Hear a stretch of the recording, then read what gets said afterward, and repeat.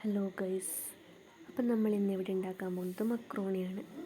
അതിനുവേണ്ടി ആദ്യം തന്നെ ഉള്ളി ഒന്ന് മുറിച്ചെടുക്കാം.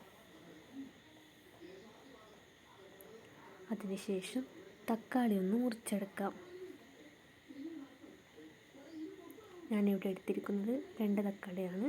അതുപോലെ ഉള്ളിയും 2 ഉള്ളിയാണ്. പിന്നെ വേണ്ടത് വെളുത്തുള്ളി, ഇഞ്ചി, പച്ചമുളക്.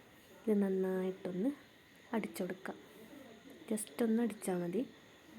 അതിനുശേഷം മക്രോണി ഒന്ന് നമുക്ക് വേറൊരു പാത്രത്തിലേക്ക് മാറ്റി വെക്കാം. ഇനി കുക്കറിൽ എണ്ണ ചൂടാക്കാം. അതിനുശേഷം കടുക് പൊട്ടിച്ചെടുക്കാം. അതിനുശേഷം കുറച്ച് കറിവേപ്പില ഇടാം. പിന്നീട് അരിഞ്ഞു വെച്ച തക്കാളി, ഉള്ളി നമുക്കതിനൊന്ന് ഇട്ട് കൊടുക്കാം. നന്നായിട്ടൊന്ന് ഇളക്കാം. അതിനുശേഷം ഇഞ്ചി, വെളുത്തുള്ളി, പച്ചമുളക് പേസ്റ്റ്, മഞ്ഞൾപ്പൊടി, അതുപോലെ തന്നെ കുരുമുളക് പൊടി. അത് ഇട്ടത് കുറച്ച് കൂടിപ്പോയി, അത്രയൊന്നും വേണ്ട, ആവശ്യത്തിന് മതി. പിന്നെ കുറച്ച് ഉപ്പ്, പിന്നെ മുളക് പൊടി. എല്ലാം കൂടി നന്നായിട്ടൊന്ന് മിക്സ് ചെയ്യാം. കുറച്ച് വേവാൻ വേണ്ടിയിട്ട് കുറച്ച് വെള്ളം ഒഴിക്കാം.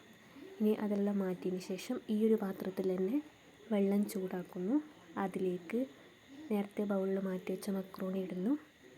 പിന്നെ ഇത് നേരത്തെ പുഴുങ്ങി വെച്ച മുട്ടയാണ്. അത് നന്നായിട്ടൊന്ന് മുറിച്ച് വെക്കാം.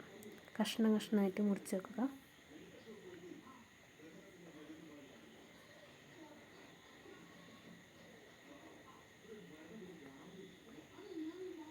എന്നിട്ട് നമ്മളെ മക്രോണി കുറച്ച് വേവുന്നുണ്ട്.